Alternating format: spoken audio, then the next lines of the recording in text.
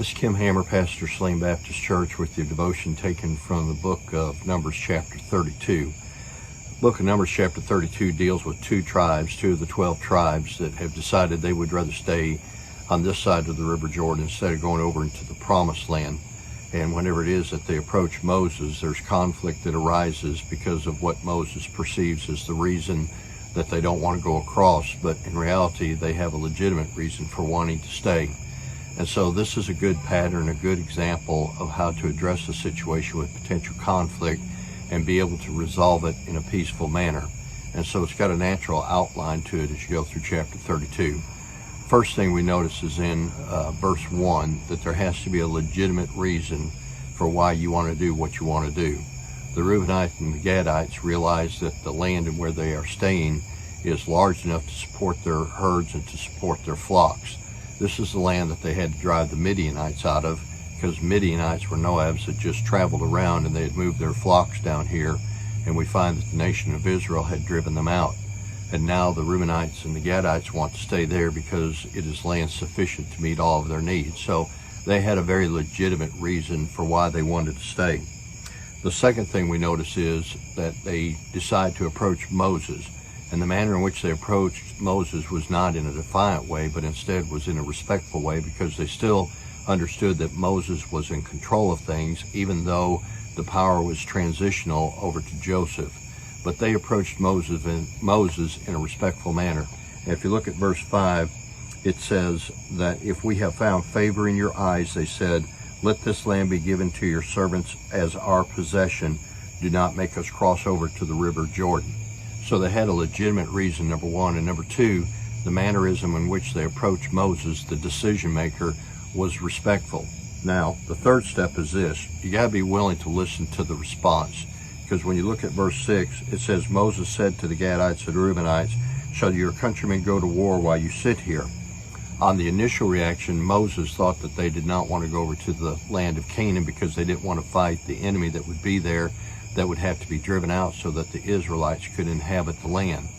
Now, if you put yourself in Moses' position, you remember that these were two of the 10 tribes that didn't want to go over 40 years early and take the promised land as God was leading them to do.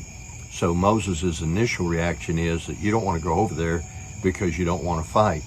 Now, these two tribes, having a legitimate reason, having approached Moses in a respectful manner, one of the things they needed to do was to listen what the counter-argument was, or at least the initial counter-argument to why it was that Moses thought they didn't want to go over there. So if you're going to approach somebody, you got to be willing to listen and allow them to react to what you're going to say and do it in a respectful manner. That leads us to the fourth point. You got to remember what it's like to be where there are no boundaries and why you were there.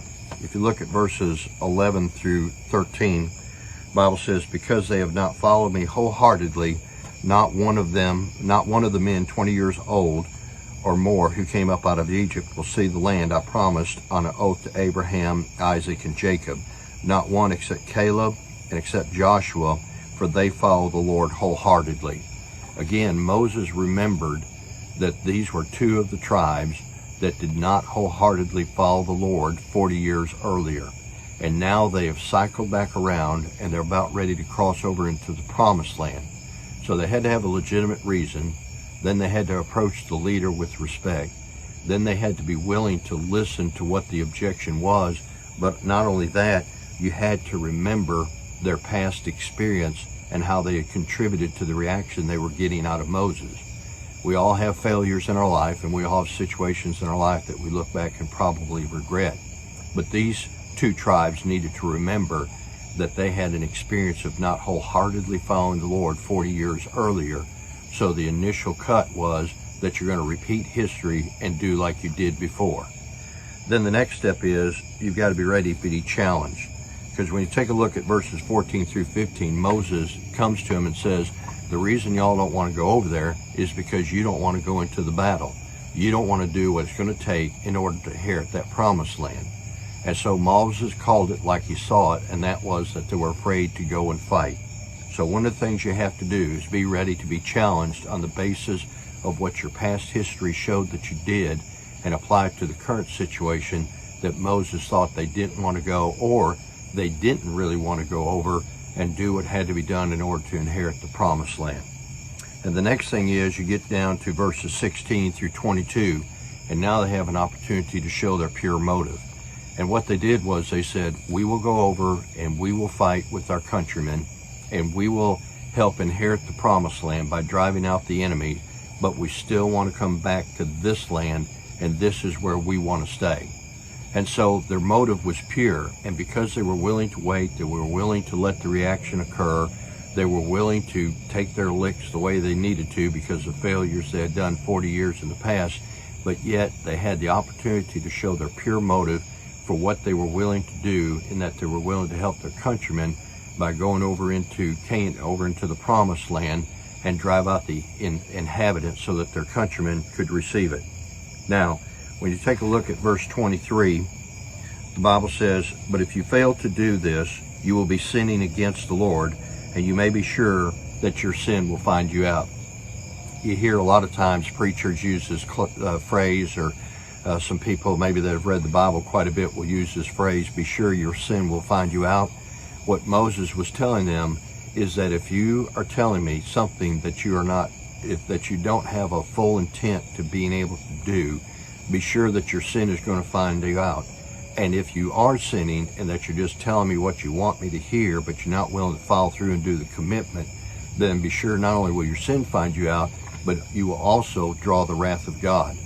So whenever dealing with delicate situations, kind of like what we're talking here, be sure that what you make the commitment to, if you don't follow through with it and do it, not only will your sin find you out, but also you will reap the wrath of the Lord, who will be angry. And then we find that in verse 24 through 39, they drive out the enemy, and they won't let the enemy coexist with the nation of Israel. This kind of goes back to what happened with Balak, as we talk about from time to time, how that God told them that they had to go out and destroy Balak and the Midianites and to remove them from their presence, because you remember 24,000 fell by the wayside because they fell off into sexual immorality. Well, God is going to go in and he's going to take the promised land for the nation of Israel, and all the tribes are going to participate in making it happen. And so we find that they work together in order to make it become a reality. And then the last thing is, as you look at verses 40 through 41, that they were able to enjoy their boundaries. Both the 10 tribes that went over and took possession of the promised land and remained there, and the 2 tribes that went back over Jordan and enjoyed the land that they had. So the takeaway for today's devotion is this: whenever it is that you have something on your heart, and whenever it is that you maybe have a past that you have to deal with, and you have to go to somebody in a position of authority, and you have to share with them what your heart's desire is, be willing to listen to what the leader, the decision maker, has to say. Don't deny your past, but make a commitment to how you're going to show a change in the future, understanding that if you're not willing to follow through with that change, that you'll be held accountable for it. And then become a team player and work with those that are going to help move the progress forward. And when you do, you'll be able to get what you asked for because you have proved yourself. I hope you got a blessing out of today's devotion.